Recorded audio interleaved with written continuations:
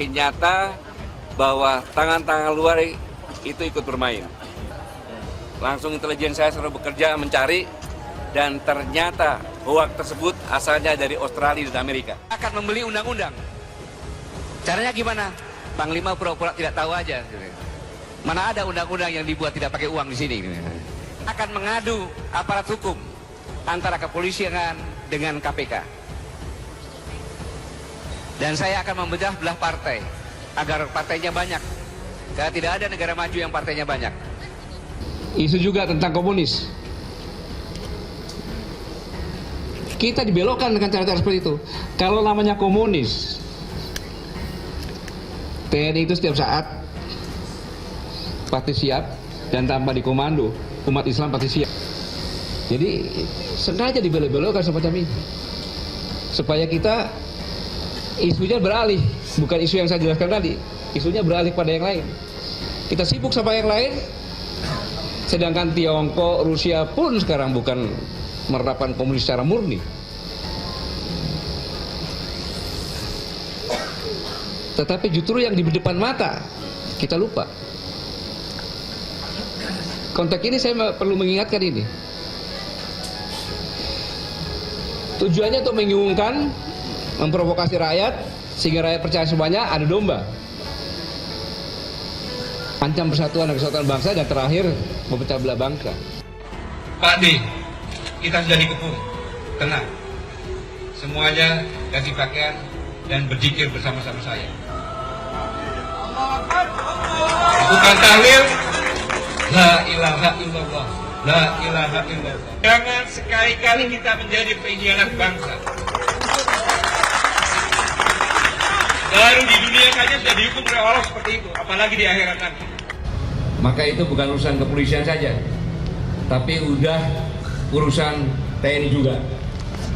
Dan saya juga sudah memerintahkan para Pakotama menyiapkan prajurit-prajuritnya untuk dilatih, disiapkan yang sehat,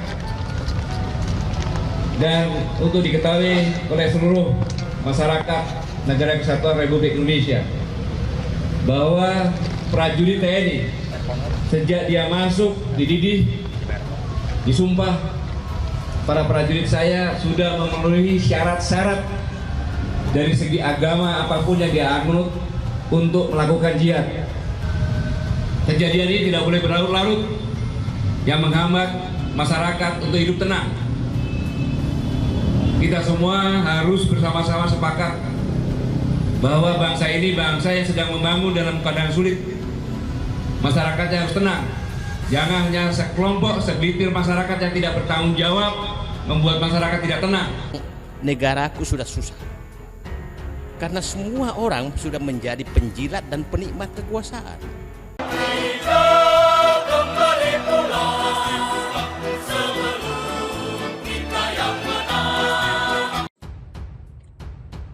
Kekuatan Luhut bakal merosot ke bawah lutut oleh M. Rizal Fadila.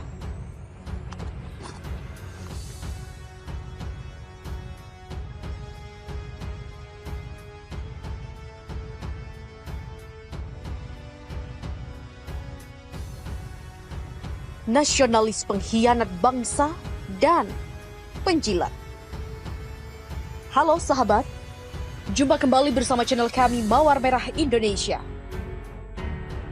Lagi dan lagi informasi tentang Luhut Binsar Panjaitan. Namun sebelum lanjut, jangan lupa untuk like, komen, dan juga share agar Anda juga bisa berbagi bersama yang lain. Inilah Mawar Merah Indonesia selengkapnya. Kekuatan Luhut bakal merosot ke bawah lutut. Berbeda dengan gurunya Benny Murdani yang cerdik dan licin dalam memainkan ritme kekuasaan, Luhut lebih vulgar dan lemah perhitungannya. Benny memiliki tandem kuat Pak Harto, sehingga apa yang dimainkan menjadi terproteksi. Luhut yang bertandem dengan Jokowi terlalu polos dan tidak bermain berimbang. Luhut dominan dan mudah terpancing emosinya. Suatu kelemahan fatal bagi seorang penentu kekuasaan. Di sisi lain, Jokowi memang minim reputasi. Dalam kasus perseteruan dengan Said Didu, yang diawali gertak atau main ancam, ternyata berakibat pada makan buah si malakama. Akhirnya, pilihan bodoh mesti diambil, lapor ke polisi. Namun dasar hukumnya sangat lemah, memakai 2 delik yang meragukan pencemaran nama baik dan menyebarkan berita bohong, Undang-Undang ITE acuannya. Pencemaran nama baik adalah delik aduan atau clerk delik. Untuk tahap awal saja Luhut sudah down, tidak berani secara jantan melapor sendiri, tetapi dikuasakan atau mungkin hanya minta tolong diadukan. Jikapun diwakili oleh pengacara, dikira ini perkara perdata yang bisa terus diwakili oleh kuasa. Dalam kasus pidana, kuasa hukum hanya sebagai pendamping saja. Berlindung pada delik berita bohong, lebih parah lagi karena berita bohong pembuktiannya nanti bisa sumir. Yang dimasalahkan adalah kalimat duit, duit, duit. Bagi Didu, itu mudah diargumentasikan atau dibuktikan sebagai investasi, investasi, investasi. Luhut itu Menko investasi kok. Jadi pertarungan bukan pada ujung penghukuman, karena semua orang sudah menjadi penghukuman atas dukungan dengan delik yang lemah, melainkan pada tampilan proses hukum yang bernuansa politik. Luhut bagai juara bertahan, sedangkan Said Didu sebagai penantang. Beban moral juara jauh lebih berat, apalagi ia emosional, meledak-ledak dan meledek-ledek. Belum mulai saja Luhut sudah confused, nonjok sana sini, soal mengejek dan batal puasa dipermasalahkan. Bisa bunuh diri Luhut. Umat Islam yang marah. Bila ini menggelinding, bukan mustahil Luhut dengan posisi Ahok menjadi musuh umat Islam. Model kekuatan 212 dapat menggumpal kembali. Artinya, pekerjaan berat menghadang Luhut. Kekuatan Luhut bakal merosot ke bawah lutut. Luhut di internal inner circle. Kekuasaan tidak solid, banyak elemen berseberangan. Maklum, berebut pengaruh. Sementara RRC atau kekuatan bisnis, diasporanya akan berhitung untung rugi. Mereka adalah penjudi, political gambles. Bisa habis-habisan mendukung, bisa pula melepaskan. Konstelasi politik selalu dibaca dan itu sangat fluktuatif. Luhut yang terlalu banyak lawan dengan serangan masif pada dirinya dapat menjadi rawan untuk menjadi sandaran. Akhirnya, posisinya melemah dan ujungnya dibiarkan runtuh, amputasi jaringan. Luhut sendiri bukan pribadi yang kuat. Gertak lebih besar daripada gerak, akibatnya bisa tersedak. Sementara Said Didu sang penantang semakin besar dukungan dan pendukungnya galak-galak. Kecuali menyerah dini dengan menarik kembali pengaduan polisi atau berkompromi dalam posisi menyelamatkan diri, maka sebenarnya tak ada penampakan ke depan dari kehebatan Luhut. Kekuatan Luhut bakal merosot ke bawah lutut. Jokowi pun ikut kalang kabut dan bisa jadi sasaran berikut. Maklum, tandem. Nasionalis, pengkhianat bangsa, dan penjilat. Syafril Sofyan. Kalangan oposisi bukan merongrong kedaulatan NKRI, malah lebih nasionalis, non-blok tanpa menjadi poros-poros. Tidak menjadi antek, timur dan barat. Jadi antek Cina komunis, bukannya malah merongrong kedaulatan NKRI. Tatkala Dr. Rizal Ramli mengungkapkan pikirannya di ILC TV One, jangan jadi antek Cina. Sesuai amanah Undang-Undang Dasar 45, Indonesia negara merdeka berdaulat dengan politik luar negeri bebas dan aktif. Rizal Ramli dibully oleh buzzer RP dengan kata-kata kasar, sampah, serta rasis. Susi Pujastuti, mantan Menteri Kelautan dan Perikanan membela RR, tidak kurang Adi Masardi, juru bicara Presiden RI keempat Gus Dur balik menyerah. Bahwa mereka yang menyatakan Rizal Ramli rasis adalah antek Cina komunis. Aktivis HAM, Natalius Pigai yang kritis, dibalas oleh pemilik akun FB berinisial YW yang diduga pendukung karena Jokowi dan satu partai besar menggunakan kata monyet dan gorila. Kalau ini jelas si pemilik akun tersebut rasis.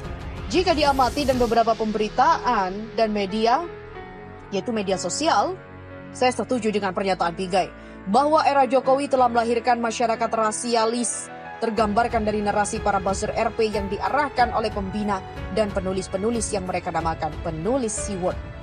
Secara cerdik dan licik, mereka membalikan kondisi tokoh kritis apapun ataupun oposan ini dianggap merongrong kedaulatan NKRI. Kata-kata seragam seperti intoleransi, radikalis, rasis, anti-NKRI, dan sebagainya mereka lekatkan pada tokoh dan penulis yang mengkritisi kekuasaan. Mereka pakai istilah lama Partai Komunis yang menyebut kadrun kepada anti-komunis. Sekarang mereka gunakan istilah tersebut kepada setiap tokoh yang penulis yang mengkritisi kekuasaan. Dari diskusi dengan para aktivis melalui Zoom, disimpulkan bahwa mereka dibayar berlaku seperti itu. Konon semakin viral tulisan cacian dan makian mereka kepada tokoh yang kritis via FB, Twitter, IG, dan YouTube, semakin besar bonusnya, bahkan double karena mereka juga dapat bonus sebagai YouTuber. Tanpa sadar, atau mungkin sadar, kerjaan mereka justru memecah belah bangsa. Berbagai topik yang memungkinkan terpecahnya bangsa mereka viralkan. Mereka sulut sebagai bahan bakar buat melakukan perang. Seperti masalah penutupan Lapo Tuak di suatu kecamatan, mereka viralkan tambahan narasi yang memanaskan. Dalam kondisi pandemi COVID-19, setiap topik mereka gunakan sebagai amunisi adu domba. Mengenai terapi plasma konvales, mereka adu TNI atau RSPAD dengan ID, dan mereka nista sebagai dokter kadrun. Kerjaan mereka memang melakukan cara penjajah, yakni divide et impera, adu domba. Ini dipastikan ada yang membuat skenario supaya bangsa ini selalu terpecah belah. Justru kelakuan mereka merongrong kedaulatan NKRI, bahkan melemahkan persatuan bangsa dan negara, sangat berbahaya. Disitulah kepentingan bangsa lain bisa masuk mengatur bangsa Indonesia. Indonesia jadi tidak berdaulat, hanya boneka negara lain. Bahwa mereka sebenarnya yang rasis dan penjilat kekuasaan. Mereka menganggap diri paling NKRI. Justru mereka lebih condong berpihak dan tidak menganut Undang-Undang Dasar 45. Mereka berpihak dan memuja Cina komunis. Apa yang disampaikan oleh juru bicara era Gus Dur, AMM, adalah sangat tepat.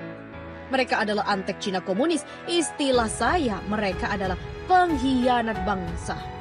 Seperti diketahui, skenario dan tuduhan narasi radikalis dan intoleransi yang ditujukan kepada kalangan mayoritas umat Islam adalah skenario memecah belah, melemahkan kekuatan bangsa, membelah dan melemahkan kalangan mayoritas. Tentunya dengan tujuan bangsa Indonesia bisa jadi negara terlemah yang bisa diatur oleh bangsa lain. Padahal sepanjang sejarah berdirinya NKRI, negara ini dimerdekakan oleh perjuangan dan darah mereka kalangan mayoritas. Masa mau menghancurkan bangsanya orang sendiri? Sudah menjadi penjilat. Dalam sejarahnya Indonesia diakui dunia bahwa kalangan mayoritas di Indonesia sangat moderat dan toleran. Tak seperti Cina, India, Burma, dan sebagainya, di mana minoritas tertindas dengan berbagai cara. Dalam diskusi sesama pemerhati dan pengamat melalui Zoom, dalam mencermati fenomena terbelahnya bangsa di era Jokowi, muncul pemikiran adanya perang seperti yang mereka inginkan. Jadi bisa ketahuan siapa yang pengkhianat bangsa dan penjilat, siapa yang nasionalis sejati. Toh, setelah perang seperti di Vietnam, negaranya melesat maju. Mereka berhasil memfilter yang benar cinta tanah air. Malah rakyat Vietnam punya keberanian mengusir TKA Cina. Bahkan ada yang berujung maut. Sekedar diskusi bolehlah. Berharap agar BNPT yang dinahkodai Boy Rafli lebih peka siapa sebenarnya yang jadi teroris yang menyandra NKRI.